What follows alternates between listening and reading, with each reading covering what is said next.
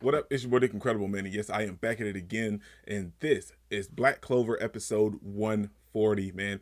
And this was another good episode. Everything with the filler is we kind of got to get used to it because we're not used to this type of filler from Black Clover. But overall, it was a nice episode. Let's get into it, man. I don't think I do it good, no, I think I do it great. They would do it if they could, they can't do it so they hate. Everybody wanna look, but nobody wanna play. Stealing eyes. This episode was a little different for me anyway. It felt like a filler of a filler, if you catch my drift. Like, this episode felt like it was more off course than the typical filler episodes we've been getting week in and week out. And that wasn't a bad thing because it was a nice episode overall, but it just felt like a filler of a filler, if you catch my drift. We start the episode off and we see Asta and Noel training, and then all of a sudden Asta gets attacked by Sally. Now, I love seeing Sally on screen because Sally brings like that extra bit of comedy between the Noel and Asta will they, won't they, Sundra romantic comedy thing that's going on that they have with Noel. Because every time Asta took off his shirt this episode, Noel was like, "Oh no!" And then when Sally started to rub Asta, she was like, "What are you doing?" and taking and touching all over his body. So I like to have Sally on screen because she brings like just a little extra comedy to that whole dynamic of Noel and Asta. And it wasn't it wasn't a bad episode. It just wasn't that great either. It was just good. It was like if it was like a flat line, or if it was like a heart monitor or anything that was keeping a steady beat, like it was a flat line. It was good. Well, no, that's not flat line doesn't mean good. But like I'm saying, it was a steady episode. It was just a nice steady episode. It wasn't too much going on, wasn't too much happening. It was just a nice steady paced episode. We also found out that a particular character was introduced this episode, and he was like the magic researcher, and it was Daisuke Daisuke Sakuma, and he's a member of the boy band Snowman, and he and his group is the same ones that sung the 11th opening, and he got immortalized as a character in Black Clover, which is totally cool. And this character, I'm looking at the article, and this character looks exactly like him in the anime. So I'll pull up a picture and put it like right there so you guys can see it. But he looks exactly like his character in the anime episode. And I'm assuming he's going to be around a little more, especially like now with the whole filler arc that's taking place. But I gotta say, I really enjoyed this episode. Like I said, it wasn't great, but it was a nice mellow episode because we see Sally with the magic researcher guy in Marks. They ended up working trying to create magic items this episode, and we see Sally experimenting on the Black Bulls, and we also have a nice moment between Sally and all of the Black Bulls. Of course, she started experimenting on them and exploding all of the members of the Black Bulls, and we had some comedy throughout the episode with Charmy eating the snacks that Sally left on the ground, and Ghost, no, don't attack her.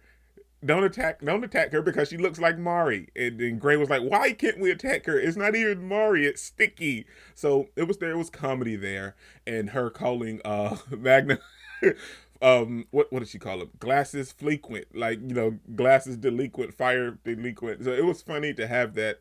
And at the end of that part of the episode, we see Sally's going back to the Capitol because she got all the research notes and everything that she needed from the members of the Black Bull. So she was going back, and everyone was like, "Well, see you later, Sally, and you better stick to your guns." And it was just a nice, fun dynamic between the characters because now we see that Sally, she looks back, and you can see this moment in her eyes where Asta tells her that, hey, you remembered our promise, I remembered our promise, and like they have a connection. And we see that Sally's not really a bad person. And to see the character development that she went through and everything, and her helping in the Elvin arc, and then coming back at this moment, and she was like, "Wow, like I really like these guys, and they like her, and they enjoyed the whole dynamic." And that part of the episode ended, but it was a nice, fun part.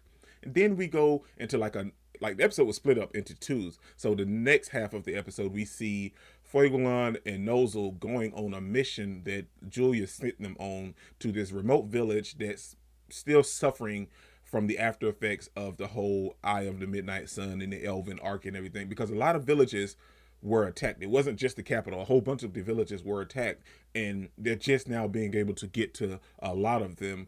And this is one of the villages that they weren't able to get to just of yet. That's not right. Wasn't able to get to as of right now until this episode. But they get there and they find these reports that the village they got these reports that the villages are being attacked by these group of rogue bandits, but their village is so demolished. They don't really have much, and they're not getting information because Julius told them to go incognito, and like the people don't trust them. But the moment they mentioned what was her name, Chronovella, as Julius, as he imitates a little old lady, and everybody was like, "Oh wow, sure, sure, sure, come stay the night, yeah." And from the jump, I knew that the villagers was the one that was running around attacking people as the bandits. It was just a dead giveaway with them acting so nice the moment that they mentioned Chronovella. So it just felt like that part we already knew what was going to happen. So the episode just progressed, and it wasn't bad. It wasn't great, but it wasn't bad either.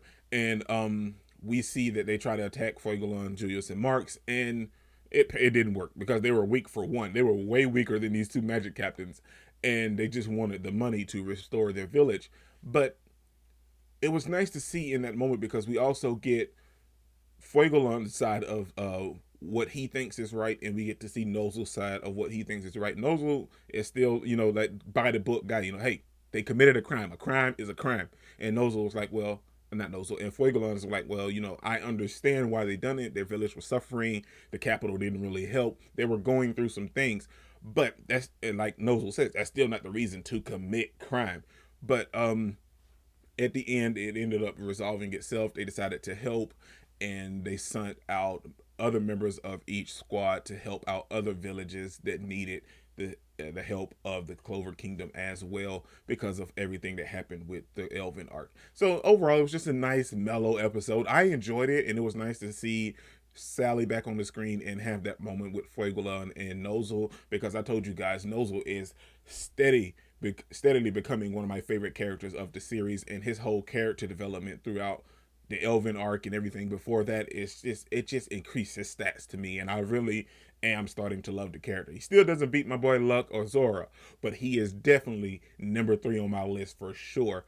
Of especially, well, I can't really say number 3 because I say number 3 would have to be the whole Black Bulls as a whole, and then Nozel. Nozel's number 4.